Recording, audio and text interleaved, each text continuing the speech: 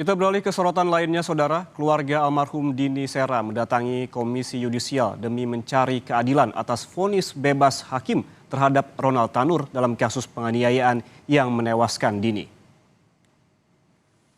Ditemani oleh kuasa hukum, keluarga Dini Sera ini menilai ada kejanggalan dalam vonis bebas hakim terhadap Ronald Tanur. Sebab jika melihat bukti CCTV dan hasil otopsi menunjukkan Dini Sera meninggal dunia karena adanya tindak kekerasan. Diduga Dini menjadi korban penganiayaan yang dilakukan Ronald Tanur, anak mantan anggota DPR RI fraksi PKB. Boleh majuan lagi. Harapan bahwa biar yang namanya hukum ditegakkan lagi yang seadil-adilnya. Nggak masuk di akal buat bapak ini. Orang bodoh bapak juga ya. Apalagi orang-orang pintar ya. Walaupun orang bodoh juga nggak masuk di akal tuh. 12 tahun bebas, sekarang vonis bebas. Ada apa-apaan tuh hakim begitu?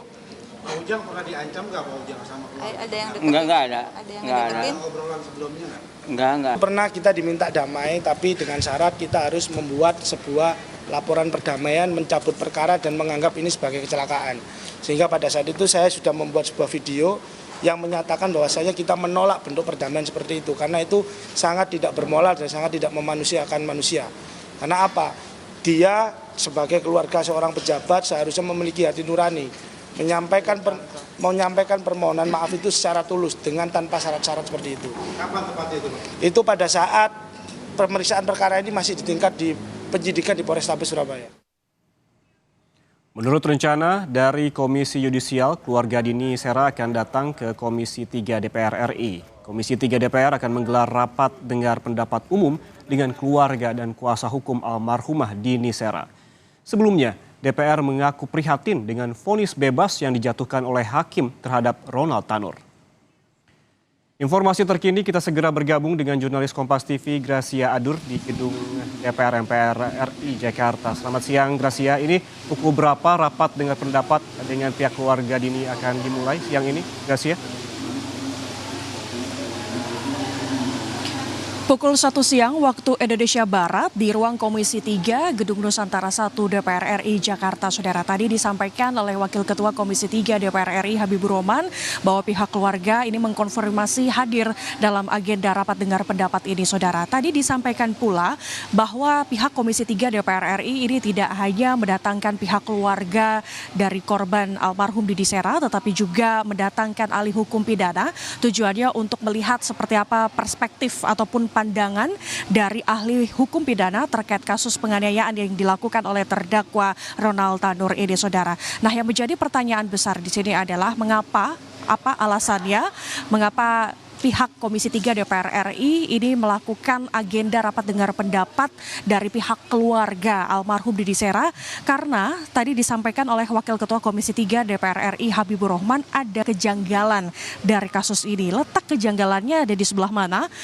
Tadi disampaikan oleh Habibur Rahman apa yang dilakukan oleh terdakwa Ronald Tanur ini ada buktinya dari CCTV, kemudian video yang beredar di media sosial bahwa terlihat adanya unsur kesengajaan. Tapi mengapa hal ini divonis bebas oleh Majelis Hakim Pengadilan Negeri Surabaya, yaitu Erin Tuah Damanik, sehingga dari Komisi 3 DPR RI ini mendesak untuk pihak keluarga segera melakukan kasasi terkait kasus ini agar kasus ini bisa terang benderang. Nah, untuk lebih lengkapnya, Yan Rahman dan juga saudara, mari kita simak pernyataan dari Wakil Ketua Komisi 3 DPR RI Habibur Rahman. Melihat ini sangat-sangat janggal karena kami amat sangat prihatin dengan putusan seperti ini. Kalau dari rekaman video yang kami lihat juga ya, kami lihat di di media sosial ya, dan di televisi juga, sebenarnya nggak masuk akal yang bersangkutan divonis bebas ya. Saya ya kebetulan saya adalah mantan advokat, saya paham sekali bahwa semestinya menurut saya hakim bisa menerapkan prinsip ya, setidaknya ini prinsip kesengajaan dengan sadar kemungkinan atau dolus eventualis. Jadi kalau kita misalnya tidak berniat membunuh orang, tetapi kita sadar apa yang kita lakukan kemungkinan besar bisa mengakibatkan orang meninggal dunia. Ya, itu masuk dalam gradasi kesengajaan dengan sadar kemungkinan.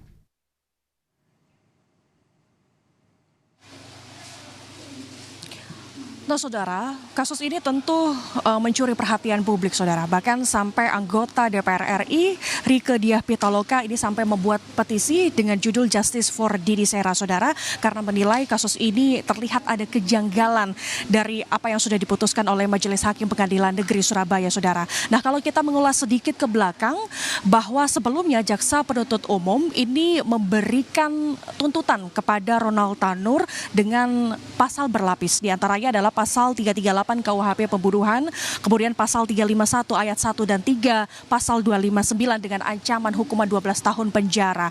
Tetapi ketiga Majelis Hakim Pengadilan Negeri Surabaya, salah satunya ketua Majelis Hakimnya adalah Erin Tuadamanik, ini memutuskan memvonis bebas Ronald Tanur ini, saudara, dengan dua pertimbangan. Pertimbangan yang pertama adalah hakim menyimpulkan bahwa keterangan dari sejumlah saksi ini tidak menunjukkan tidak ada yang melihat bahwa Dini Sera ini meninggal dunia. Itu yang pertama. Kemudian alasan kedua pertimbangannya bahwa Dini Sera ini meninggal bukan karena penganiayaan, tetapi adanya alkohol, kandungan alkohol di dalam tubuh korban sendiri, saudara. Nah, berkaitan soal kasus ini, maka Komisi 3 DPR RI berkomitmen akan membantu pihak keluarga agar kasus ini bisa diadili secara seadil-adilnya, saudara. Yan Rahman. Ada kejanggalan dalam vonis bebas Ronald Tanur ini menjadi perhatian oleh pihak DPR. Lalu kemudian poin lain apa saja yang menjadi perhatian khusus DPR dalam pembahasannya nanti, Gracia? Poin-poinnya tentu dari pihak keluarga adalah meminta bantuan kepada pihak Komisi 3 DPR RI untuk segera mengadili kasus ini terang benderang, saudara, agar terlihat jelas seperti apa kasus ini sebelumnya, saudara. Dan keluarga korban ini tentu sangat kecewa dengan keputusan dari Majelis Hakim Pengadilan Negeri Surabaya, saudara, sehingga ada sejumlah upaya hukum yang dilakukan oleh pihak keluarga. Nah, Biro Bantuan Hukum Damar Indonesia yang selama ini mendampingi pihak keluarga dari almarhum Dini Sera ini melakukan sejumlah upaya hukum, salah satunya adalah sudah melaporkan Majelis Hakim Pengadilan Negeri Surabaya ke Komisi Yudisial dan Badan Pengawas Hakim Mahkamah Agung. Nah, sebelum pihak keluarga ini nanti datang ke Komisi 3 DPR RI pukul 1 siang tadi, sebelumnya pihak keluarga ini sudah mendatangi Komisi Yudisial sekitar pukul 10 pagi waktu Indonesia Barat untuk menyampaikan laporan terhadap ketiga majelis hakim ini, saudara. Dan informasinya laporan ini sudah diterima oleh Komisi Yudisial.